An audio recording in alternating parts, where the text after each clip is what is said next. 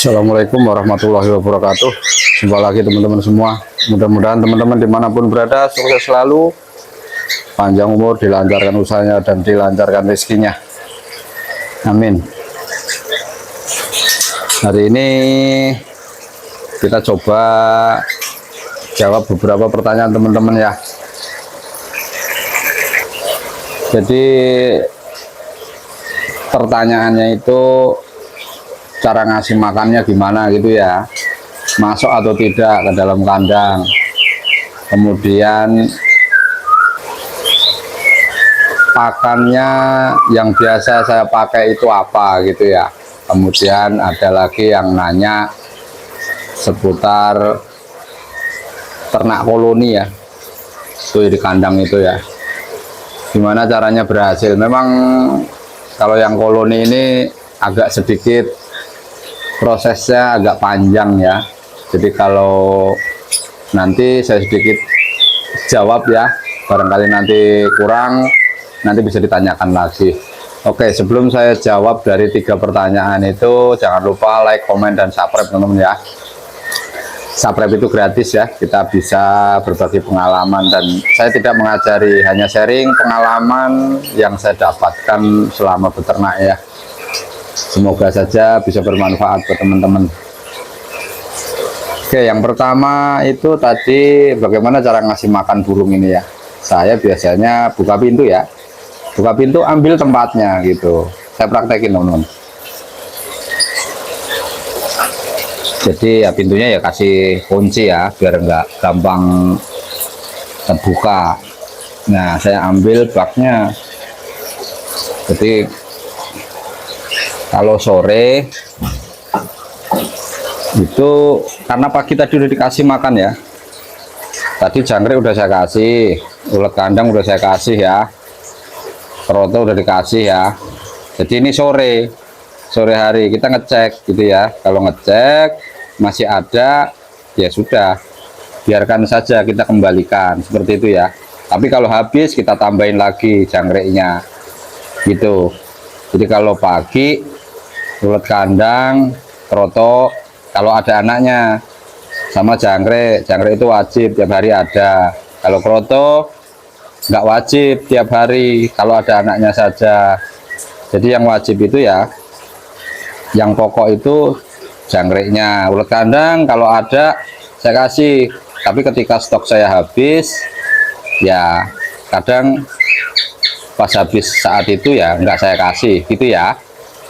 Itu jadi udah saya jawab pertanyaan 1 dan 2 gitu ya.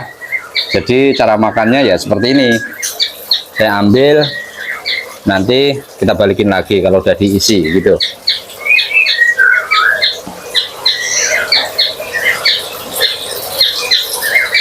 Jadi nggak perlu kita itu masuk kandang,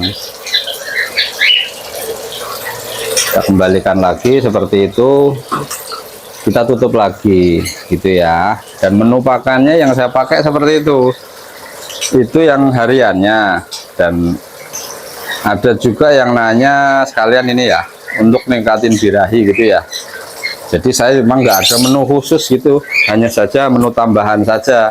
Selain yang saya sebutin tadi sebelumnya, itu saya biasanya kalau habis panen itu saya kasih cacing merah gitu ya. Cacing merah itu teman-teman bisa cari yang mungkin deket sawah, deket kebun pisang gitu, bisa cari gitu. Atau kalau tidak mau nyari, beli saja, beli di toko pakan burung atau toko pancing, biasanya menjual cacing gitu ya. Terus pertanyaan ketiga itu seputar ternak poligami, gimana caranya bisa sukses, gimana caranya bisa berhasil. Memang prosesnya agak panjang, jadi teman-teman bisa mengawali ternak koloni atau ternak poligami dengan 1 jantan, betinanya lebih dari 1, mungkin 2, 3, 4 dan seterusnya gitu ya. Itu bisa betinanya dulu. Ketika betinanya teman-teman itu belinya sudah dewasa semua, kuncinya akurkan dulu antar betina gitu ya, tempel dulu. Misalkan teman-teman mau pakai 3 betina, 3 betina itu berbeda sarang atau berbeda indukan. Nah itu tempel dulu 3 kandang itu, tadinya kan terpisah satu-satu, tempel dulu sampai dia akur beberapa hari, mungkin 3 hari 4 hari. Kalau terlihat udah nggak agresif, baru disatukan di kandang besar seperti ini ya. Itu kalau indukan betinanya dewasa semua. Tetapi teman-teman juga bisa lakukan penjodohan betina banyak itu dimulai dari trotolan. Trotolan artinya yang trotol itu betinanya ya. Jadi misalkan teman-teman beli betina 3 atau 4, ya sudah satukan saja dari trotol, otomatis dia sampai remaja sampai dewasa dia akan akur gitu ya. Jadi nanti tinggal melakukan penjodohan si jantan gitu, jantannya tempel di betina karena betina sudah dimasukkan dulu di dalam kandang besar, tinggal si jantan gitu ya. Tapi tetap perhatikan, terkadang ketika ternak koloni atau ternak poligami dengan betina banyak itu, ketika dilakukan penjodohan dengan jantan, terkadang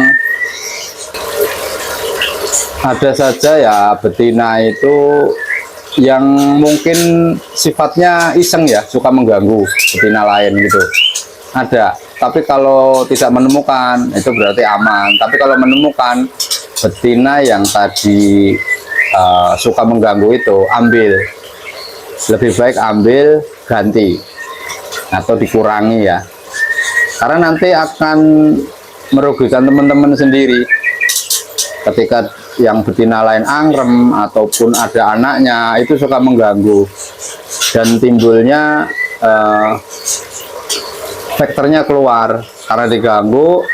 Salah satunya emosi, akhirnya yaitu birahinya naik, si anak itu bisa saja dibuang sama jantan maupun induk betinanya, seperti itu ya. Dan kalau mau menambahkan betina, usahakan misalkan tadinya ada 2, mau tambahin lagi 1, usahakan cari timing yang pas, cari waktu yang pas.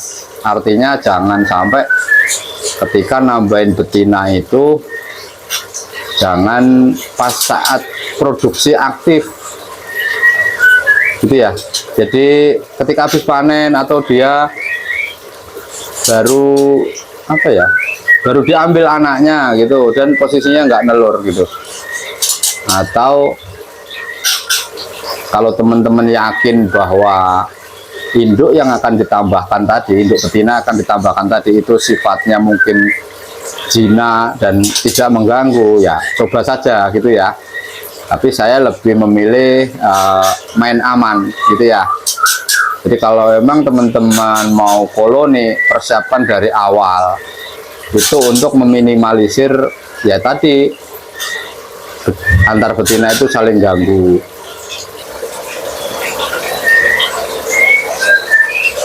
Dan jangan lupa ya, ketika ternak poligami seperti ini, 1 jantan dengan betina banyak, terus poligaminya itu murni ya. Murni itu artinya si jantan itu nggak pernah dicabut, jadi selalu disatukan dengan banyak betina.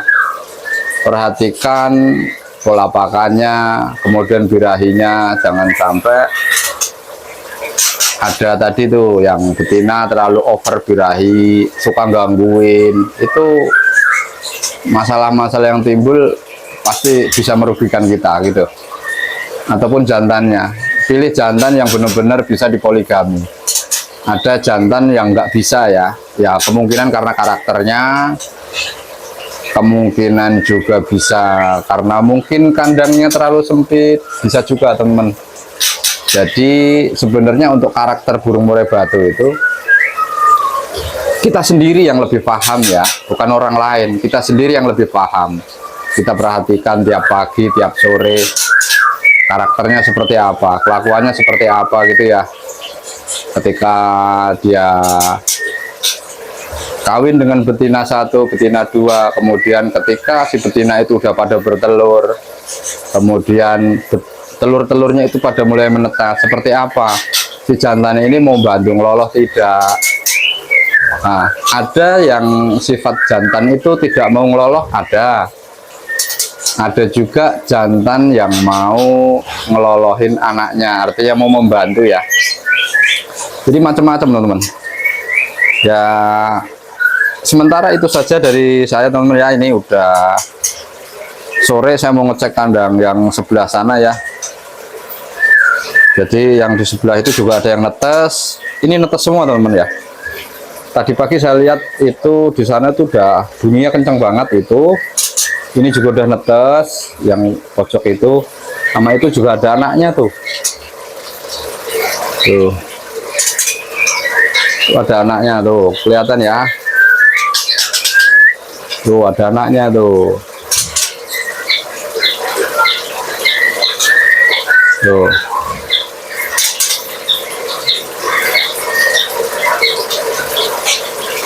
Oke teman-teman, jangan lupa like, komen, dan subscribe ya. Tolong dukungannya, dan jangan lupa komen ya. Barangkali kita bisa saling berbagi pengalaman, dan pengalaman itu bisa bermanfaat buat kita semuanya. Kurang lebihnya mohon maaf. Saya akhiri, wassalamualaikum warahmatullahi wabarakatuh.